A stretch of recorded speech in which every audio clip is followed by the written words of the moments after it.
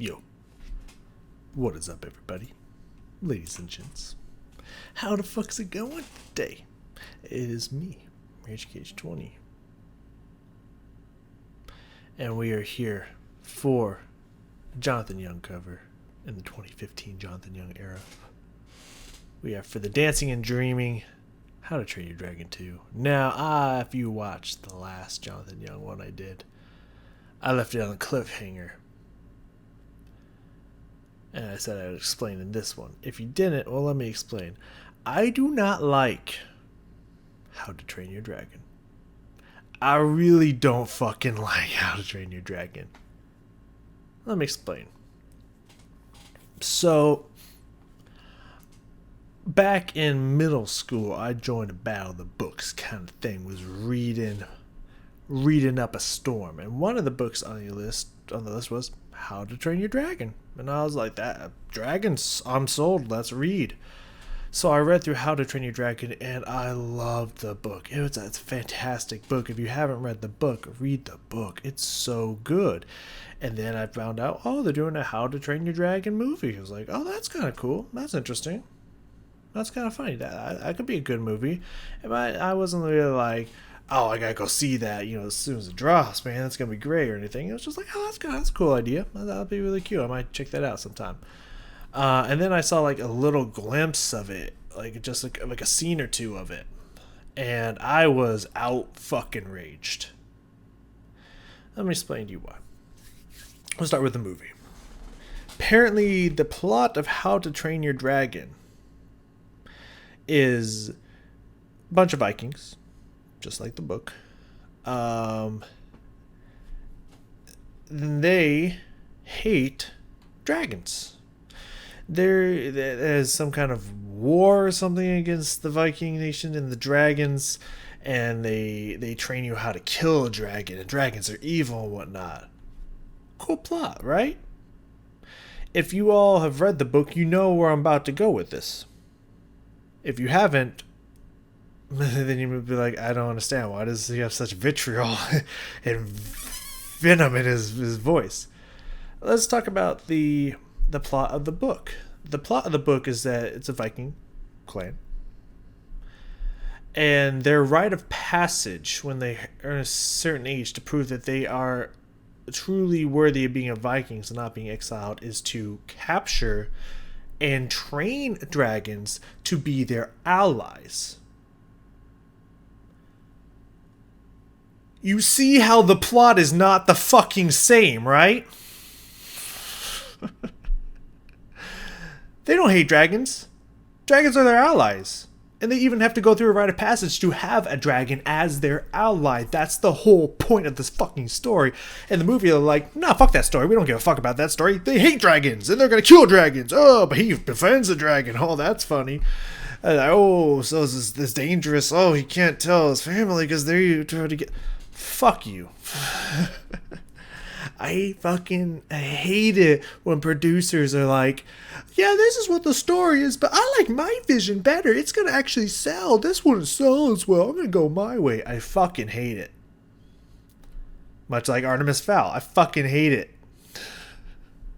But I think the problem with Artemis Fowl compared to How to Train Your Dragon is I don't think a lot of people read How to Train Your Dragon. I think there was a handful of people who did, but I don't think a lot did. So they're just like, new kind of Disney, Pixar, or whatever the fucking DreamWorks. I don't know what it is. Fucking movie's coming out. Let's watch it. And people are like, this is cute. I love it. It's got drama, blah, blah, blah. I don't think a lot of people knew what the fucking story was. With Artemis Fowl, a fuckload of people absolutely revered this book, so it's one of the most hated movie adaptations out recently, in the last couple of years. So, there's a difference there. But I hate it. But the song sounded pretty cute, so we're going to ignore my hatred for the way producers think my vision's better. I'm going to do it my way. Bullshit. We're going to put all that aside and we're just going to focus on the song itself. There's some cute back and forth between characters and funny moments in there, and there's this really cool male-female back and forth. Don't know how John's gonna do it. Don't know if he's got a female or another secondary singer in here or whatnot. But I'm interested to see how it goes. Despite my great distaste towards the movie, we're just gonna take this for what it is, a song, and forget the plot, because the plot's not relevant in this song. So we're just gonna let that go and enjoy ourselves. So let's get into this. now that my blood's firing up and I'm super, let's get some. John, I gotta say, you better bring in this song, because I already got my blood boiling. So like, if it's not good, I'm gonna turn that attention on you. So like, come with a banger, buddy. Pressure's on. I'll swim and sail on savage seas with never fear of drowning,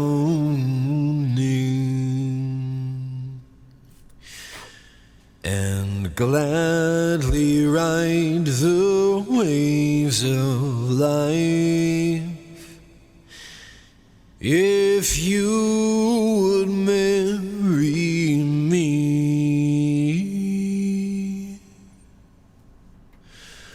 No scorching sun nor freezing cold will stop me on my journey if you would promise me your heart and love for all eternity. To love and kiss and sweetly hold, for the dancing and the dreaming, through all life's sorrows and delights, I'll keep your laugh inside me. I cannot bring you rings of gold, I cannot write you poetry, but I would keep you from all harm if you would stay beside me.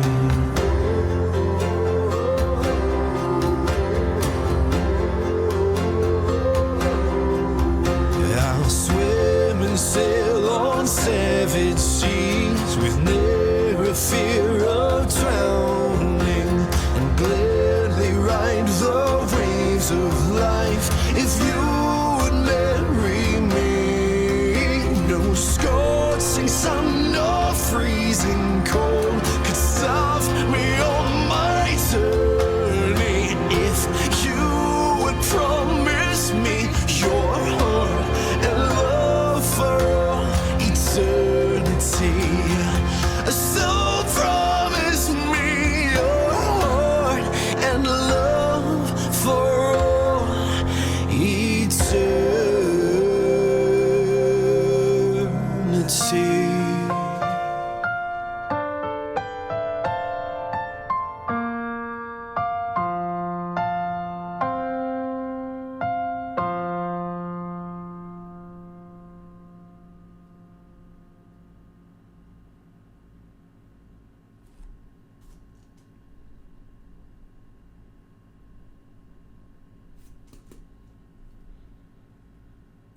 What's up, Internet? Jonathan Young here. Thank you so much for watching this. I should say that's a long outro. Long for other people. I did like a 5-minute intro, so like, what the fuck am I to talk? It's just, it's a lot longer than I thought it was going to be. Hell yeah, John. Hell yeah. All right. John, you're safe. You're safe from the wrath. You actually deboiled me, and I appreciate that. You calmed my blood pressure down. I appreciate that. That was a gorgeous solo. Like that is like a that is something you'd put on for a I can't remember what it's called. Like, it will come to me. It will come to me. Maybe I can't guarantee that it will actually come to me. Is that popcorn? Recital. Yeah, Recital. He came to me. Hey, I told you it'd come to me. That was something that would be a great fucking piece to perform at a recital or something. Like if you were taking maybe piano or vocal lessons or both, that'd be a great song to perform at a recital. For sure. Like, maybe a young recital, maybe not like a more advanced recital, but like a younger recital like that would be a great fucking song. It'd also be a great, it's just a great solo. He really changed this into a fantastic solo piece here. I said here is a great ballad solo adaptation that he, what was the word I'm looking for? I'll find it. Don't you fucking worry about it. I did it last time. I could do it here. Arrangement. Yes. Bam. Fucking 2 for 2 today. Let's go. He made a great arrangement of this into a wonderful solo piece that like worked really well in recitals or just any kind of concerts, like solo concerts and whatnot like that. Like really beautifully done. Really emotional and just like really good shit. Like that was outstanding. That was wonderful. I really like that. I really like that. I only have a few little marks in here to go through, but that's okay since I spent so much time on the intro. A shorter video might not be a bad idea. I mean, I still can't promise that'll be short, but we're gonna try. I want to hear up into the point where the piano and everything comes in, like the mix and production work that he put on here is really smart and clever. I like how it's very upfront in the mix with just his solo voice. It's very like you're in the room with it kind of sound of just like a singer on stage singing right into a microphone, almost kind of this live effect to it. Very clean, very resonating, and just full sound coming out of this vocal line here. I think that's a great production work on the vocals and great mic use when he was recording it. Like it just sounds so good, and leaving in the breaths, not cutting those out, and having with that full sound, that live sound that I was talking about coming from it, just those breaths have their place. They become part of the music. It's like a breath mark written into the piece, and just kind of the breathing itself creates this musical moment. It's actually really impactful. So not only pay attention to just this good, first off, good solo sound in here. It's a great solo that he's giving off here, but also just kind of how clean his vocals are, just how beautiful and rounded his vocals are, mixed with those moments of breathing, just to create more of that intimacy and more of the emotion with the piece, just really making it this really great recital solo piece. It's fantastic, like really well done here. Like can't give as much credit as due to this to the way he worked this song. Like I guess gotta tell you, it's good shit right here. I'll swim and sail on savage seas. Yeah, god damn. Like, again, very full, very just like right in front of you. It's a great production working, great spacing and panning where he is in the sound, in the mix and whatnot. But like again, he's just really shaping it like a solo piece. He's really treating this like a solo performance, because it's what it is. It is a solo with a piano and eventually a percussion accompaniment. It is a solo piece. It is definitely a solo with accompaniment piece. But he's shaping it just like that. You can feel where his crescendos and decrescendos that we can hear, and also feel where they are. You can feel the little bit of push and pull he's doing because there's no other music happening right now. It is a solo moment where he can stretch and push and do whatever he wants to the tempo. It's a free tempo right now, and there's parts where he'll like kind of slow down, pull back a little bit at the end of the phrase. Just amazing shaping going on here. I'll swim and sail on savage seas with That breath though, like listen to how he makes that a point to really draw out that breath and make it a part of the song. with never fear of drowning. Very for obviously those embellishments that he adds in there is really playful and really colorful, but also at the end of there, listen, there's like this slight, he's doing this very slow, soft, slight vibrato at the end of that phrase too. You can hear the vibration of it vibratoing a little bit there. Listen to that.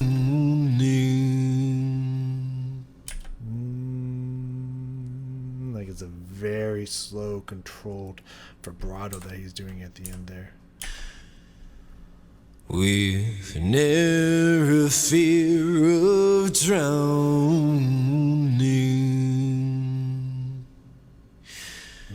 and gladly ride the waves of life if you would marry. Yeah, he's got to be really close up in the mic when he's singing this because you can even hear a few puffs and whatnot, buffering the mic a little bit.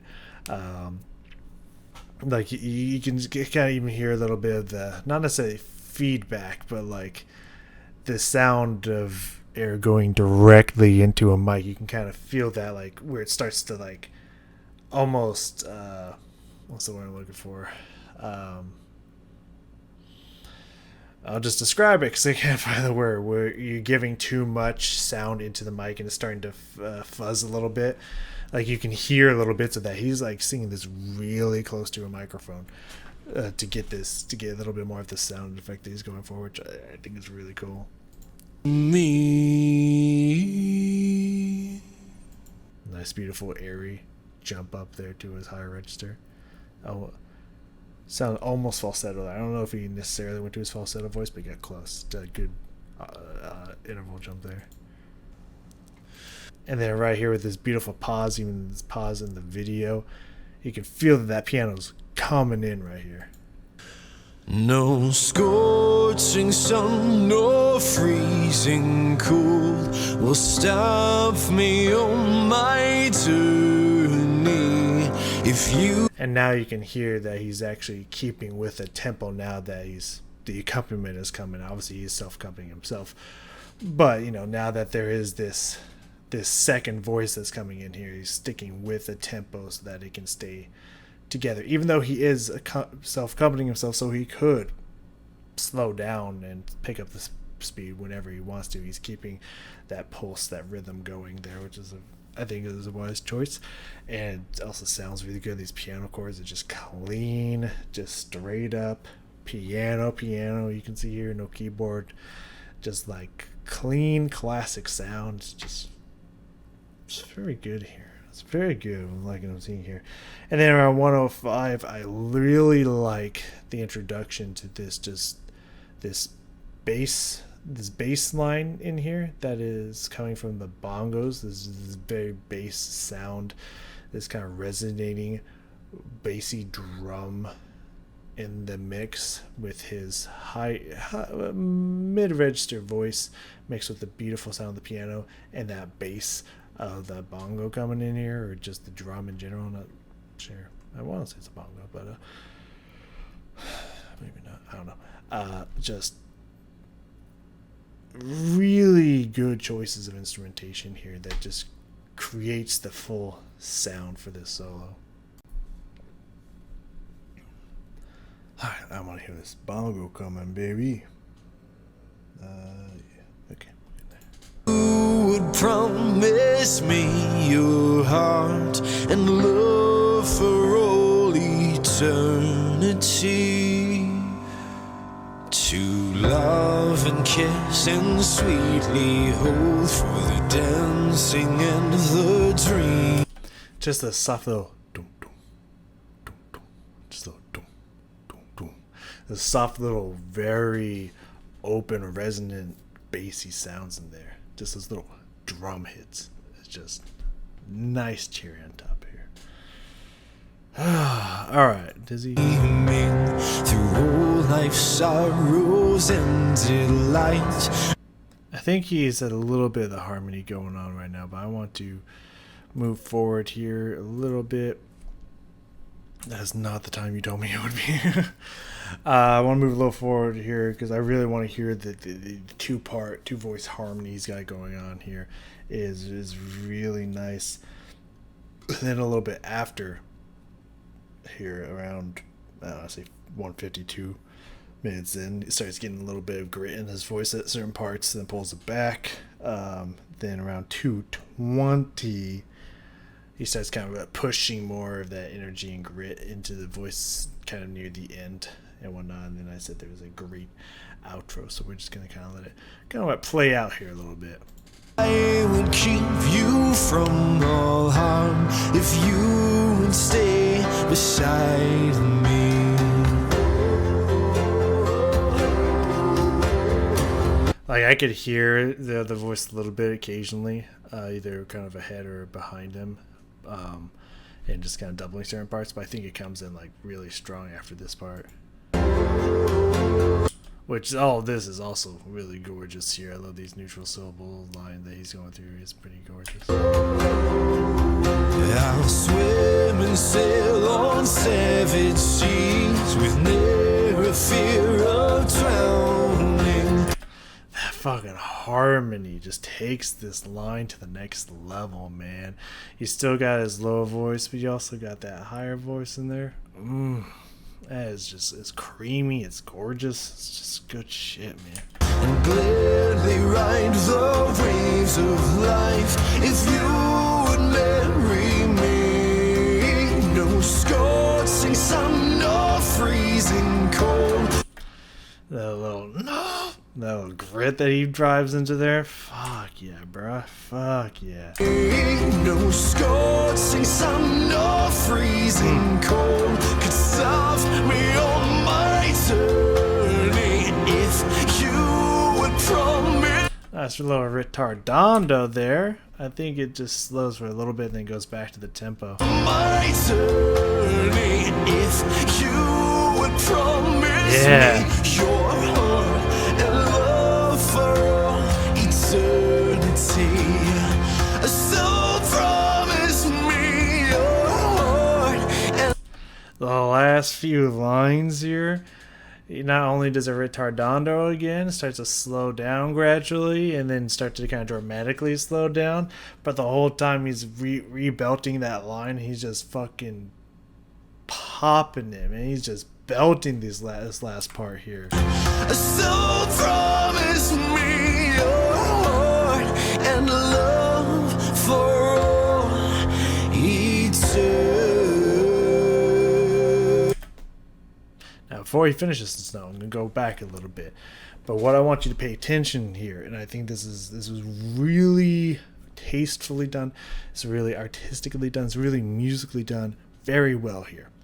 I want you to pay attention to this. Just like the breaths at the beginning, which are really impactful, watch what he does with his fingers and the piano when it's holding out the last chord when he's done with the song. Watch what he does, because it's also very intentional and very important to the overall emotion and final ending of the song. So pay attention to that.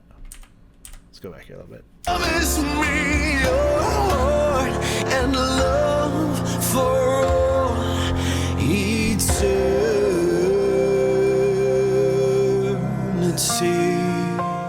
Beautiful note.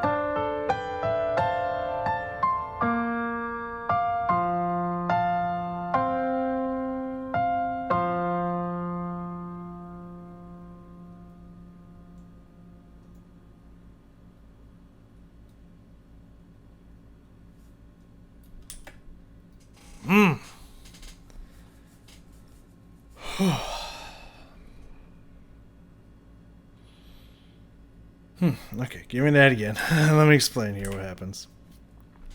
I mean, to the best of my ability. I can play the piano. I took like a whole 2 years, I think it is, on piano skills and whatnot. So I still okay at the piano, but like I can't really perform any pieces. I can just do scales and exercises, and I can just do stuff to train someone to learn a piano, but not actually perform any pieces myself. I could teach myself how to, but I would have to teach myself how to. But so I don't know, I'm like super trained on the piano, but I can play a piano. And play piano correctly, relatively. So I usually there's. Let's see how to explain this. When you play a piano, it's not just note. You don't just like push kind of straight down. It kind of has this like moving motion to it. You kind of move with it. It kind of is like a forward backwards motion here, and you can see him kind of doing that at the end while he's holding the note. He's kind of moving the way you do when you play a piano. But I think that also, I can't fully remember. It's been a while since I fucked around with the piano. I can't remember if that does something to the pitch. It sounds like it is when he's doing it. It sounds like it's like bending the pitch a little bit, because if you don't know, in the inside of piano is a series of strings, and you have these little hammers that hit the string. So when you hold down a chord, they hit the string and they don't move. So if you're putting pressure on the key itself, then in theory the hammer could be moving a little bit, which will be slightly bending the pitch of the sound, which I think is what happens when he starts moving it a little bit like he does. But also the kind of like final chord, emotional, just drag off and just get up. All fucking glorious what he's doing here. Just the emotion of it, the imagery of it, the sound of it is just all this really beautiful musical moment that he's creating here.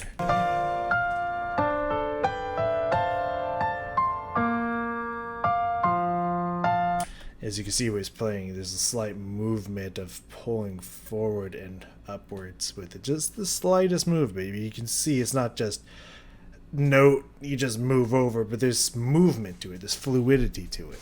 It's very cool.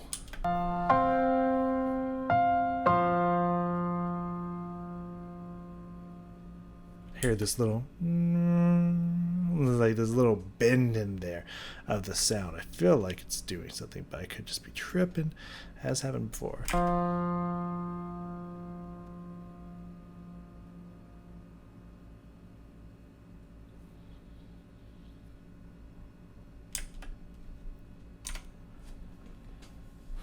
Well, despite my feelings on the movie, we don't need to get into that again.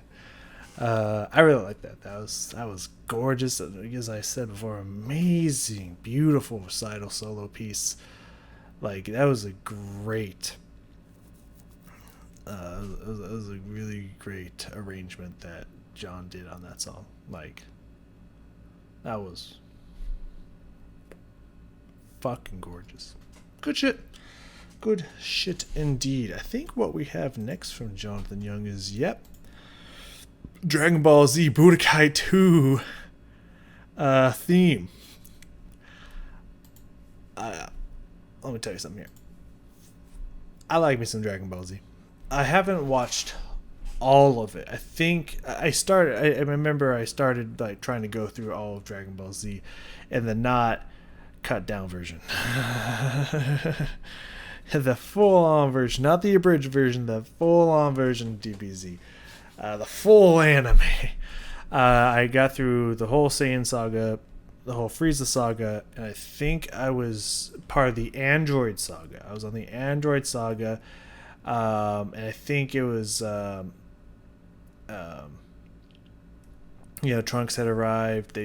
17 and 18, and was it 16? Is he 16? I think it was 16. 16 is the big dude with the green armor, right? I don't know, whatever. We're kind of walking around terrorizing shit, and they were trying to figure out a way to deal with them. I think this was before Cell had showed up. So that's as far as I got. But your boy played... I played DBZ Budokai 1, 2, and 3 back in my day when they came out. I did a good chunk of 1. I kind of just played a little versus friends on 3. I logged a lot of hours on 2. Adult Gohan was my main. Dude, he fucking ripped. He was so strong. I just got really accustomed to his fighting style. So, I don't know. But big fan of that game. So chances are I'll probably know this theme, but we could talk more about that when we get there. Thank you so very much for joining me, and I will see you all next time.